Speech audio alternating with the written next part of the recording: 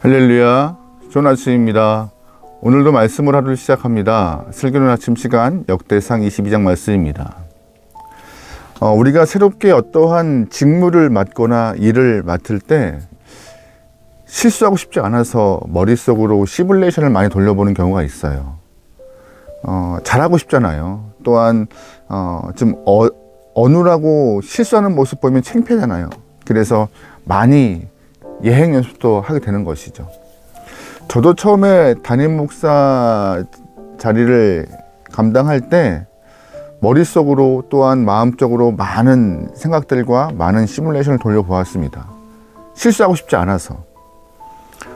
이미 그 전부터 부목사를 오랫동안 해왔기 때문에 예배를 인도하고 집례하는 것, 설교하는 것 수년 동안 해왔던 일에도 불구하고 담임 목사의 자리가 좀 부담은 있는 자리더라고요. 그래서 머릿속으로 많이 돌려보고 있던 상황이었던 것이죠. 감사하게도 잘하는 것은 아닙니다. 하지만 지금까지 계속 담임 목사직을 수행하면서 이 모양 저 모양으로 이끌어왔던 것은 돌아보면은 제가 제 능력으로 이끈 것이 아니라 하나님이 그 상황마다 은혜와 또한 미리 예비하심과 함께하심을 통하여서 지금까지 잘 이끌어왔던 것 같아요.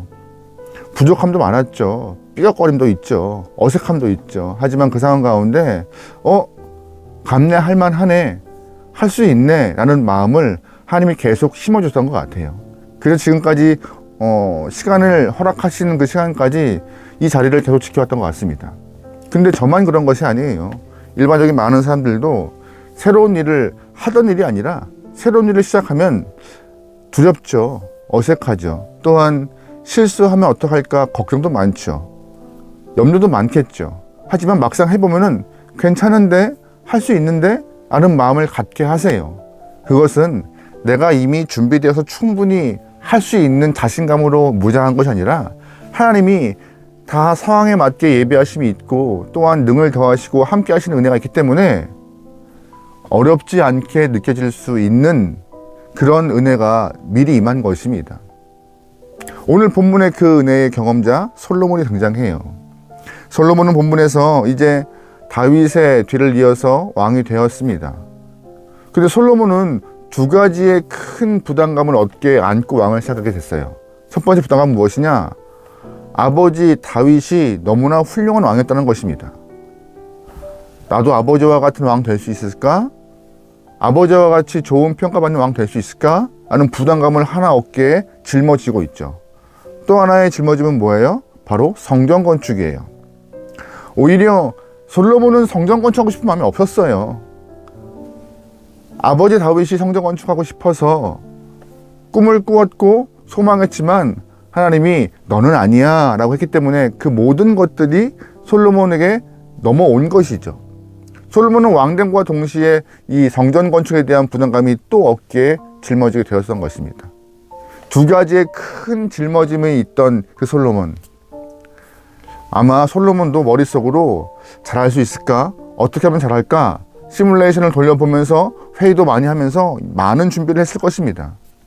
근데 감사한 것은 하나님이 솔로몬에게 다 예비하심과 함께하심과 동행하심의 은혜가 경험하게 되어서 할만한데, 할 수 있는데 라는 감정과 경험치를 쌓이게 하셨던 것이에요. 그것이 은혜였던 것이죠. 5절 말씀 보시겠습니다.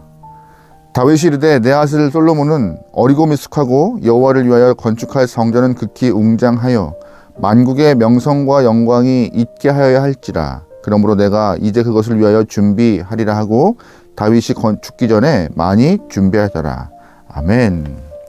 5절 말씀 보니까요 이렇게 표현됐습니다. 다윗이 죽기 전에 많이 준비하였다라고. 누굴 위하여서요? 솔로몬을 위하여서. 다윗도 아들에게 이 성전 건축에 대한 열망을 옮겨주는 것이 큰 부담이었을 것이에요. 왜냐하면 다윗은 소망하고 하고 싶고 갈망했지만 솔로몬은 성전 건축에 대한 소망함과 갈망함이 없었거든요. 근데 그것이 자연스럽게 아들에게 이양되었기 때문에 성전 건축을 해야 하는 그런 부담감을 갖고 시작하는 솔로몬이었어요. 게다가 다윗은 말합니다. 아직 어리고 미숙하다라고. 경험치가 없기 때문에 잘할 수 있을까? 그래서 솔로몬은 다윗이 했던 것은 어떤 거예요?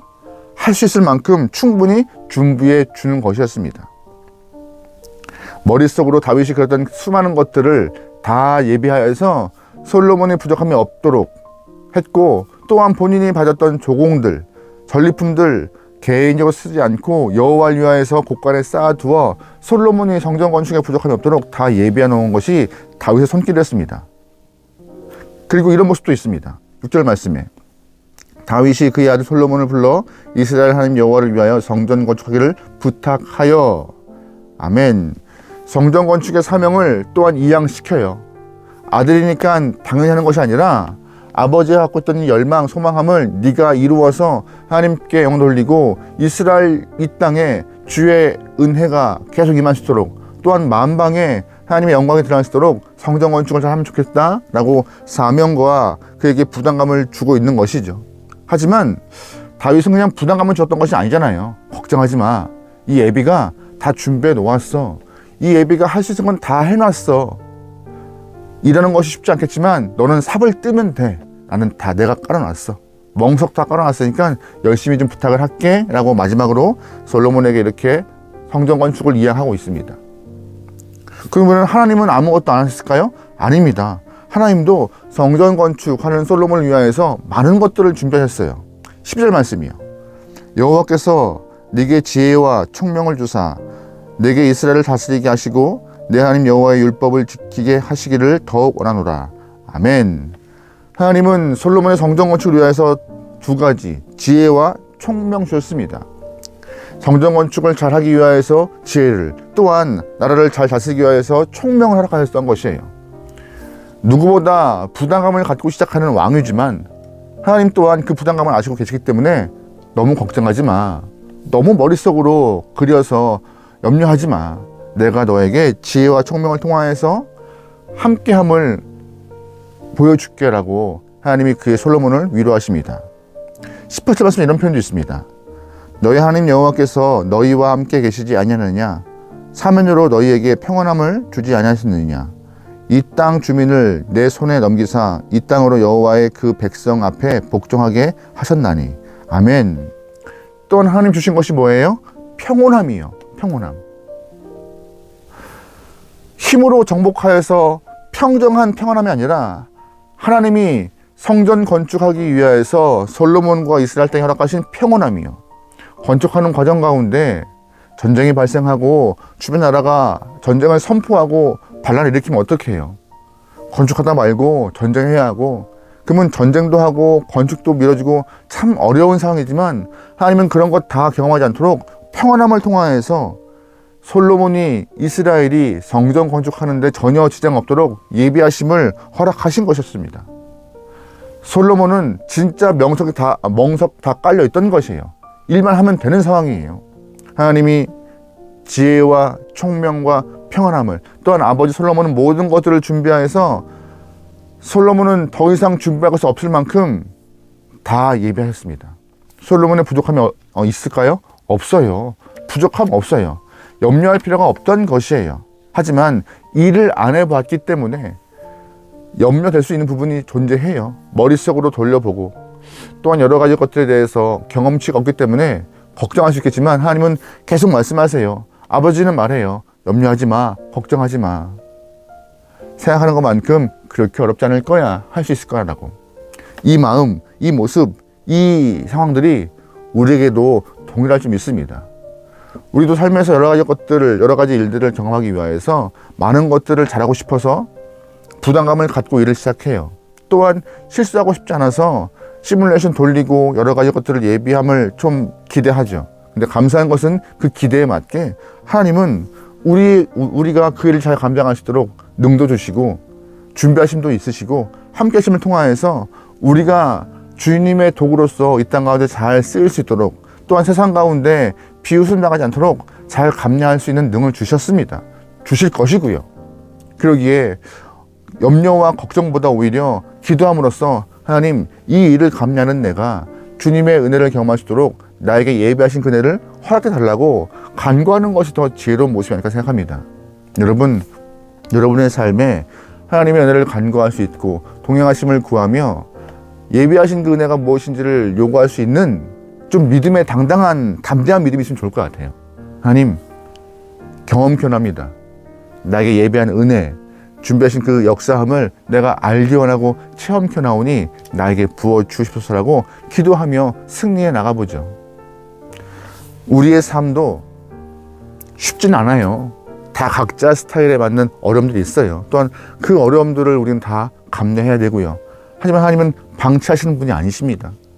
본문과 같이 우리에게 지혜와 총명과 평온함을 줄 수도 있고, 또한 하나님이 어떠한 영혼을 통하여서 미리 예배하심과 준비하심이 다 될 수도 있어요. 이런 것이 다 준비될 수도 있고, 또한 다른 모습으로 준비하심이 있을 수도 있습니다.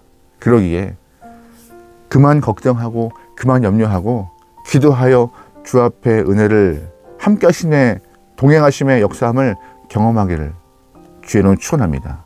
아멘. 오늘도 승리합시다. 기도하시겠습니다.